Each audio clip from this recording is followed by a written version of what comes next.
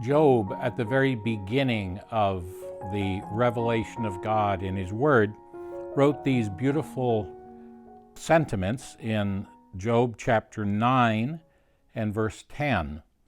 He does great things past finding out. Yes, wonders without number. Some years ago now, we gathered together for a gospel effort in Little Rock, Arkansas.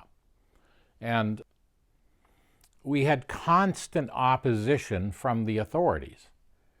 We were seeking to behave ourselves, but everyone from the manager of the hotel, where 100 of us were staying, who called us into the office and said, "I don't want you to talk to any of the other people here in this hotel about Jesus."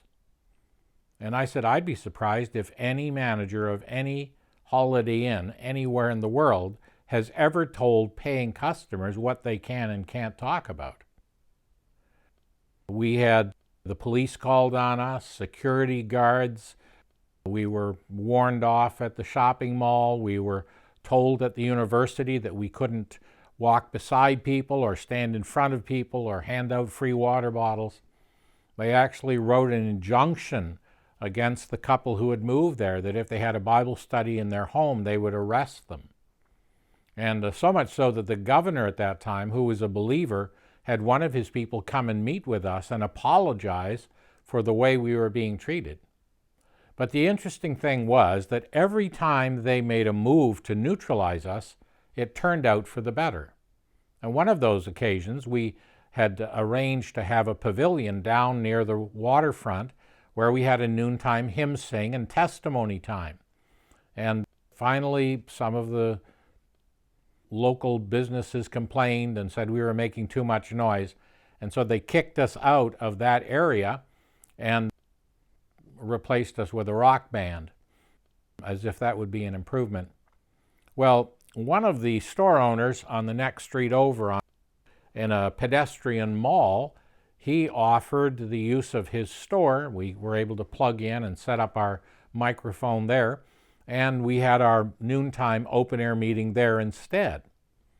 As we were preaching the gospel, a fine young man came up and stood and listened for some time, and then in halting English said to the person standing beside him, "If what I hear I understand, this is the reason I came to Little Rock." He was Spanish speaking, and so he was led over to one of the folks that spoke Spanish and began to share the gospel with him. And he said, "I understand this. This is the message I've been looking for." He and his brother had come all the way from Uruguay in the southern part of South America to Little Rock that week for a Taekwondo convention. His brother was a participant, and he had come along with his brother, but he said, "The reason I came here was to hear this message."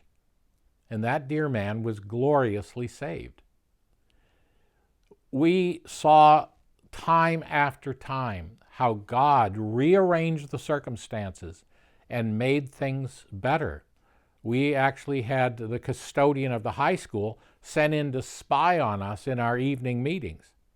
And a few weeks later discovered the dear man had got saved while he was listening to the gospel.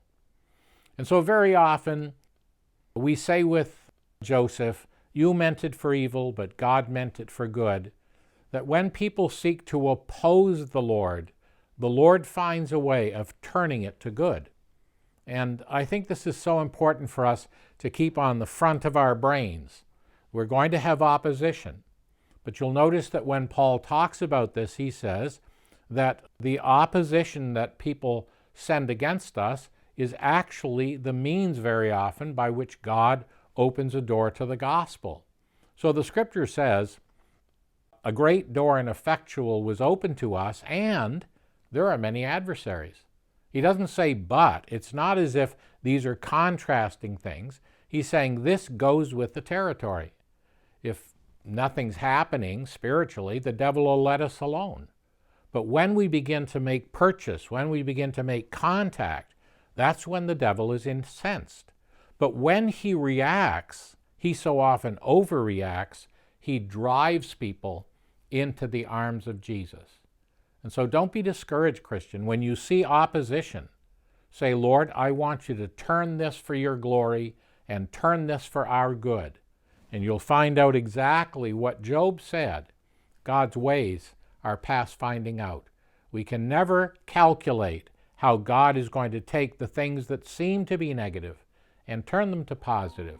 But when we stand at the cross and see the worst thing that ever happened turned into the best thing that ever happened, we stand back with amazement and say, God knows how to do it. Have confidence in God as you go forward in the gospel and realize that God is always the winner.